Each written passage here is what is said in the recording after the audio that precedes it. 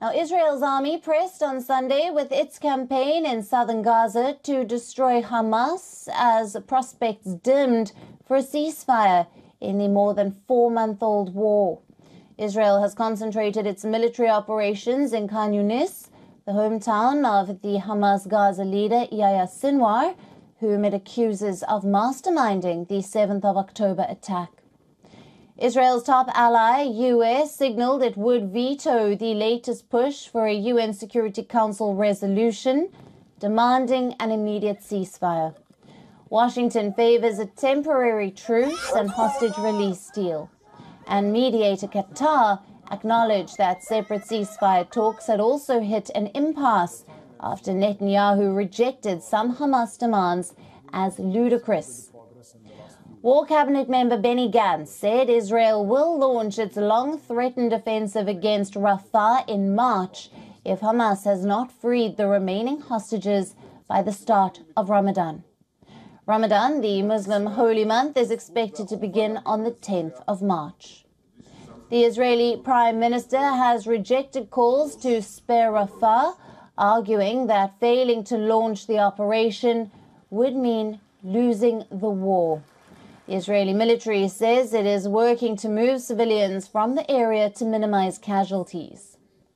Israel's government unanimously adopted a declaration rejecting the recognition of a Palestinian state. Netanyahu said, and I quote, "After the terrible massacre of the 7th of October, there can be no greater reward for terrorism than that, and it will prevent any future peace settlement." The Brazilian president, Luiz Inácio Lula da Silva, accused Israel of committing genocide in Gaza and compared its actions to Adolf Hitler's campaign to exterminate Jews.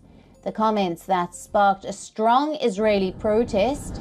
Netanyahu accused Lula of having disgraced the memory of the 6 million Jews murdered by the Nazis and demonized the Jewish state like the most virulent anti-Semite.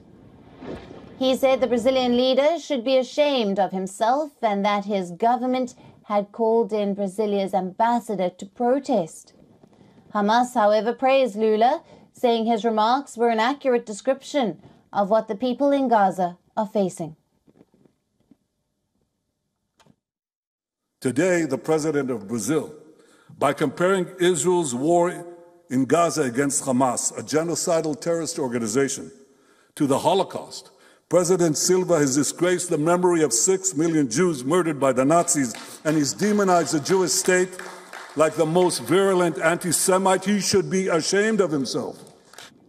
In the latest violence in West Bank, 2 Palestinian men, including a member of an armed group, were killed on Sunday in an Israeli raid, while the third was shot at a checkpoint.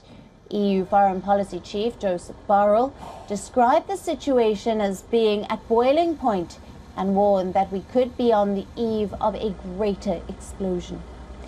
The British maritime security firm Ambrey has said a UK-registered cargo ship reported being under attack in the Bab al-Mandab Strait off Yemen on Sunday. The UK Maritime Trade Operations Agency reported crew abandoning a ship off Yemen after an explosion. The Pentagon stated US forces in the Red Sea successfully conducted 5 self-defense strikes to foil attacks by land and sea from Houthi-controlled areas of Yemen. As per US Central Command, the strikes included targeting the first observed Houthi employment of an unmanned underwater vessel since attacks began in October. Another of the 5 involved an unmanned surface vessel, essentially a floating drone. Now, the use of such vessels has been comparatively rare. Israeli Anastasia Gorbenko shrugged off the boos from the crowd at the World Swimming Championships in Doha on Sunday.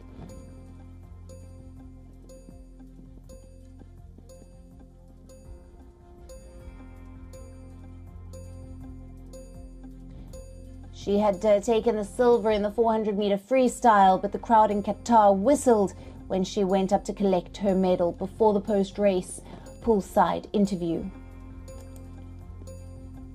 For latest news, download the WION app and subscribe to our YouTube channel.